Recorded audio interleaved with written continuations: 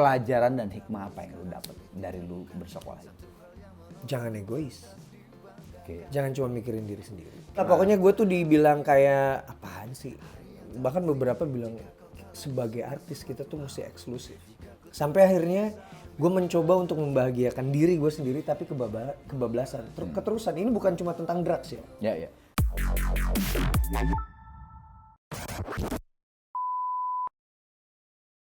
Assalamualaikum warahmatullahi wabarakatuh. Ketemu lagi dengan saya di Hype Pisan. Sebelah kiri lagi hype banget. Waduh, hype naon ya naon. Hype karena baru keluar. Ji, Iya Kang. Anji udah pernah di Murang Kali. Ya. Nah, terus juga Itu salah satu program yang menurut gue paling bagus di YouTube. Seorang musisi. Amin.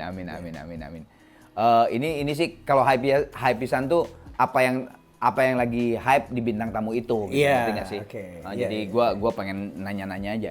Ji, gue memperhatikan lu ya dari pertama dulu muncul di Drive. Terus setelah lu selesai di Drive, lu solo sampai detik ini lu di YouTube, tadi lu liatin TikTok dulu dan sebagainya. Apa sih resep lu bisa bertahan dari waktu keluarnya seorang vokalis di sebuah band itu terus entah itu mau solo atau mau bikin band lagi, sebetulnya kan itu sebuah tantangan yang cukup lumayan mengerikan kalau menurut gua. Tapi kan lu survive nih sampai sekarang. Nah, sebenarnya kalau lu tarik kesimpulan resepnya tuh apa sih lu bisa bertahan? Resepnya Kang ya? Kayaknya resepnya gue tahu deh apa yang gue tuju. Oke. Contoh. Market. Nah. Jadi gini, kita bicara dari Drive ke solo aja ya. Ya. Gitu.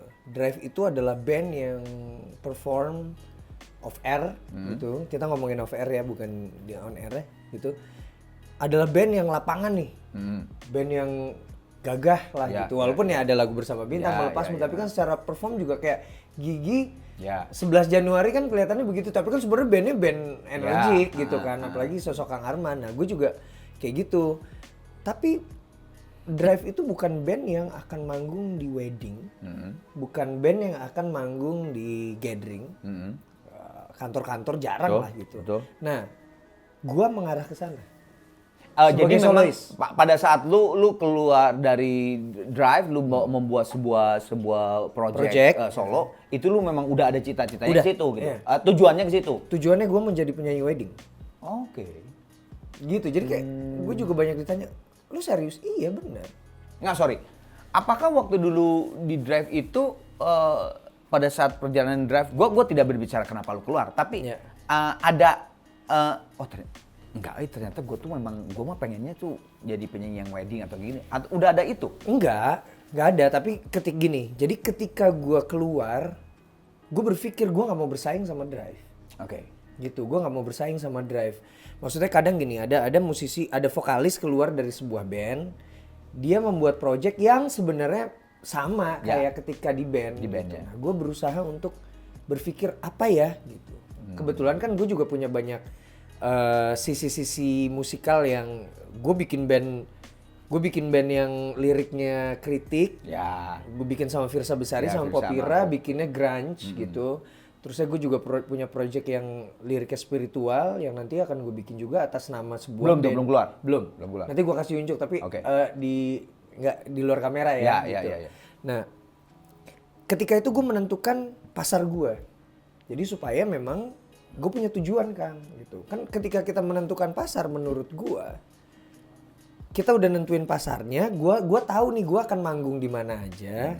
Gue tahu gue harus menyesuaikan konsep bajunya, bahasanya, cara gue berkomunikasinya gitu. Jadi makanya ketika gue solo, gue tidak menerima panggilan-panggilan pensi. Bukan gue nggak mau, tapi emang nggak mau, nggak cocok gitu. Ya lagunya. Tapi kalau ada panggilan pensi, lu terima? Enggak. Oh, lu nggak terima ya? Oke. Enggak. Di kampus gue masih ambil, tapi itu pun dari 5 tawaran bisa gue ambil 1. 10 tawaran gue ambil 1, karena menurut gue bukan di situ. Makanya gue juga tidak Walaupun di kampus itu nunggu lu 90% penonton? Enggak juga sih Kang. Gak gue ambil. Gue sering banget tawaran-tawaran yang gak gue ambil karena menurut gue, aduh gue akan garing nih main di sini. Mereka tahu lagu gue yang mana ya gitu. Misalnya tahu lagu dia, Menunggu Kamu, Bidadari Tak Bersayap, oke gitu. Dan walaupun memang gue ketika live itu pasti beda sama yang ada didengerin di singlenya. Gue selalu lagunya memang gue aransemen beda gitu. Ya dari situlah akhirnya lu kalau menurut lu Gua bisa sampai bertahan. sekarang ada gitu ya. Karena lu tahu tujuannya ya. Gue tahu tujuannya dan gue riset. Betul. Gue mau menuju ke sana gitu. Menurut gue ya. Iya. Iya, masa menurut gua kan nggak mungkin. Atau bukan menurut gue yang dia, nyanyi. menurut dia. Oke, siap. Apa namanya? Kalau gue search di Google, banyak banget headline-nya, beritanya tuh bahwa tahun 2022 Anji tuh comeback. Oke. Comeback di sini tuh apa? Berkarya di musik atau lu lebih seriusin lagi di YouTube channel-nya atau apa sih? Jadi gini kan, tahun 2019, nggak tahu deh Kang Arman inget apa enggak. Jadi gue pernah bilang bahwa gue mau Gua terakhir kesini tuh tahun berapa sih? 2019. Iya bener 2019. Gue bilang kan, gue mau istirahat. Itu. Karena Karena waktu itu Kang Arman inget nggak sih memang kehidupan kita tuh Iya terus. hektik banget gitu. Manggung ini. Betul. Nah saat itu gue adalah salah satu musisi yang emang udah terjun di dunia content creator. Mungkin 1 dari 100 gitu. Jadi gue tuh capek banget saat itu kayak aduh lelah juga ya gini gitu. Nah gue mau istirahat. Waktu itu gue mau fokus di creator dulu gitu. Terus tiba-tiba pandemi datang. Iya. Gitu. Nah di saat itulah gue benar-benar calm down dan gue ke alam, ke Puntang. Ya gue sempat pandemi 4-5 bulan tuh di rumah. Ya gue tetap membangun digital gue. Tapi abis itu gue ada satu titik di mana gue bener-bener, aduh, gue harus istirahat nih. Gitu. Sebagai manusia gue harus istirahat deh. Gitu. Karena bertahun-tahun dari sejak Drive, gue baru inget bahwa gue jarang membahagiakan diri gue sendiri. Gitu. Sampai akhirnya gue ketemu Puntang, bukan ke Puntang, ketemu Puntang. Ya udah tuh gue lama gue nggak bikin konten, nggak bikin lagu gitu. Bukan nggak bikin lagu, tidak merilis lagu, nggak merilis konten, bener-bener hilang aja gitu. Nah terus kebetulan kemarin juga ada kejadian sekolah gitu. Nah ya udah gue tahun 2022 gue mau comeback untuk bikin karya gitu. Jadi sebenarnya karyanya tuh bisa apaan aja. Karena sebenarnya sebelum itu gue juga sedang membuat sebuah karya, tapi di dunia real. Gue bikin venue, gue bikin venue, ada Nagara Puntang, ada kampung musik gitu. Jadi comebacknya itu sih. Comebacknya itu ya? Berarti comebacknya itu adalah yang tadi lu ceritain. Kembali berkarya. Bukan gini. Karya tuh bukan musik ya, bukan cuma musik. Semuanya musik, tapi yang itu yang lu bilangin tadi. Jadi akan ada musik, musik itu ada single, album, terusnya ada karya di YouTube, ada karya di media sosial lah ya, di YouTube, di TikTok, di mana, terusnya di dunia nyatanya juga ada, terusnya ada beberapa kerjasama gue sama beberapa orang lah ya, gitu, kayak kerjasama menggedekan sebuah platform. Gitu. Oh, oke. Ya, gue sih senang aja lihat sepak terjang lu tuh, maksud gue waktu lu ke Puntang gitu ya. Tadinya gue tuh masih meraba gitu, ini Anji tuh ngapain ya? Kemana? Tapi lama-lama gitu, tak gue. Oh iya, sampai gue lihat misalnya ini No Face gitu ya. Oh iya ya, biar gimana pun tetap aja pasti ada hubungannya karena memang lu sering lagi di gunung dan sebagainya. Nah itu kan sebetulnya ide-ide itu yang akhirnya sebetulnya banyak kesempatan yang akhirnya datang ke lu gitu. Nah kadang-kadang kalau menurut gue banyak banget teman-teman kita yang musisi itu tidak berpikir seluas itu. Pikirannya itu cuma di musik ya musik aja gitu, ngerti nggak sih? Tapi sekarang musisi udah terbuka lah Kang, beda sama ketika tahun 2016, 2017 sampai 2019 lah. Pandemi membuka banyak mata ya gitu. Nah ini yang lucu Kang, dulu tuh gue dibilang aneh sama sebagian orang, sama banyak artis gitu. Apa nih aneh yang mananya? Aneh bawa kamera kemana-mana, bikin konten. Yang waktu lu bikin konten segala Iya lah pokoknya gue tuh dibilang kayak apaan sih? Bahkan beberapa bilang sebagai artis kita tuh mesti eksklusif. Ya. banyak loh yang kayak gitu. Maksudnya kita tuh harus eksklusif, jangan terlalu banyak expose dan lain-lain. Tapi sekarang ya semua jadi konten kreator kan sekarang tuh. Iya dan maksud gua semua jadi konten kreator tuh memang akhirnya semua harus menampilkan diri sendiri. Iya dengan gitu, masing-masing masing-masing kan, karena ya memang begitu pola kerjanya. Nah, ketika kita semua udah ke situ, nah gua ada hal lain lagi yang memang gua kerjain. Ya memang harus seperti itu kan. Kalau enggak stuck iya, kalau enggak stuck ya. Dan ide-ide yang lu dulu telurkan tuh orang udah ngikut juga, bukan udah ngikut. Orang udah melakukan juga gitu, ngerti nggak sih? Iya kan? Kalau tidak ada ide-ide baru dan pelintiran-pelintiran baru, ya nggak? Gue selalu ngomong sama lu bahwa lu tuh, gue selalu ngomong sama lu kan, gue tuh senang sama kecerewetan lu kan, gue selalu ngomong gitu ya. Kecerewetan lu di media sosial dan sebagainya. Oh, kadang-kadang kecerewetan lu tuh ada orang pro kontra. ada pro kontra dan sebagainya. Tapi kalau menurut gue gitu, itu yang menjadikan grafik kehidupan lu tuh hidup. Nah, tiba-tiba kemarin ada sebuah kejadian lu masuk sekolah. Sekolah. Itu kan lu tadi kan ngomong tuh, Kang makasih selama ini lu yang paling sering nanya. Karena gue terus terang merasa bahwa ini si Instagram gue yang namanya Dunia Manji kemana ya gitu kan sih. Nanti biasanya lu ada di Puntang lah, ada ini posting ngapain inilah, lagi ngapain lagi di Dunia Manji. Nah tiba-tiba hilang gitu ya. Yang akhirnya pelajaran dan hikmah apa yang lu dapat dari lu bersekolah? Jangan egois. Oke. Jangan cuma mikirin diri sendiri. Lirik di Siksa Rindu tuh ya. Itu menggambarkan banget tuh. Iya kan, dan aku melupa semua tak hanya tentangku. Betul. Ini hidupku, kita dan mereka. Gitu. Makanya maafkan aku tak banyak berimu waktu. Nah, jadi di situ tuh memang gue gini lah Kang. Jadi ada fase di mana gue karena penat terlalu lama mikirin keluarga, tim, sampai lupa mikirin diri sendiri, gitulah, gitu kan. Sampai akhirnya gue mencoba untuk membahagiakan diri gue sendiri, tapi kebablasan, keterusan. Ini bukan cuma tentang drugs ya. Tapi maksudnya tentang kehidupan pribadi gitu. Gue kebanyakan menyendiri, kebanyakan seneng sendirian gitu.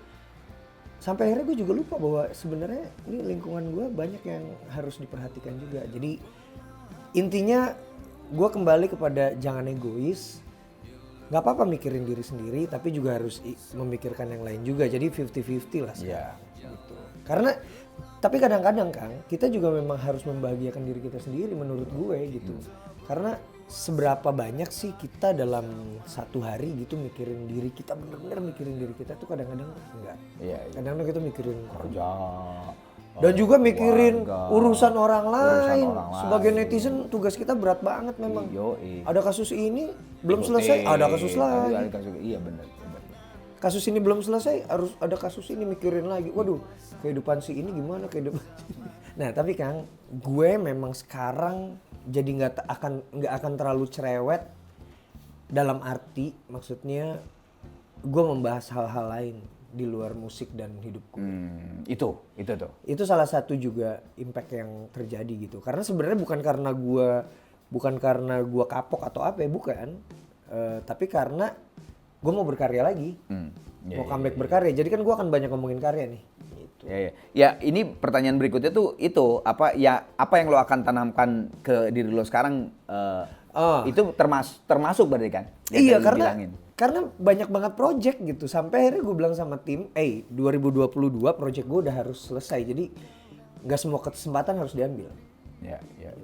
Maksudnya kesempatan tawaran, nggak semua tawaran tuh harus di-dealkan. Kadang-kadang, iya nih ini bakal cuan nih. Tapi udahlah, udah full nih gitu. Kalau enggak nanti kita akan nggak bisa ngerjainin dengan baik. Jadi udah, pokoknya 2022 mungkin sampai 2023 cukup udah. Gitu udah project ini yang harus dijadiin karena kalau enggak jadi semua. Benar. Ngambil kemana-mana akhirnya yang ini nggak jadi, setengah 3/4 dan sebagainya kan. Gitu. Jadi yang setelah itu sih gue sih akan fokus mengerjakan beberapa hal yang memang harus dikerjakan. Oke. Kembali ke zaman lu masuk sekolah ya, rehabilitasi. Anak lu sempat nanya lu? Enggak. Terus nanya ke bini lu ya maksudnya. Terus jelasinnya gimana? ribet. Betul. Aduh nggak enak banget Kang. Betul. Gue waktu di penjara Polres aja juga kayak rasanya kayak gila nih. Gitu. Udah pastilah selain Wina gitu ya. Siapa yang sangat nge-support? Yang paling support. Percuma gue dikasih tahu dibebani dengan pikiran-pikiran yang di luar, gue nggak akan bisa nyelesain. Betul, lu di dalam, ya kan? Yang ada gue tambah pusing. Belajar memahami perubahan di luar gemerlap lampu sorotan, jalannya gelap berpegangan tangan, kita berdua sampai akhir zaman.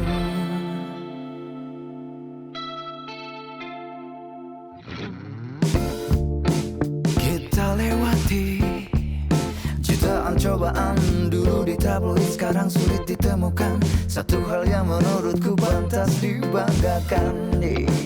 Kita hadapi hari yang tak pasti, jika kau tak lagi suka suatu hal, jika ku tak lagi bisa ambil nada tinggi. Belajar memahami perubahan di luar gemerlap lampu sorotan, jalannya gelap berpegangan tangan, kita berdua sampai akhir zaman, kita berdua sampai tua.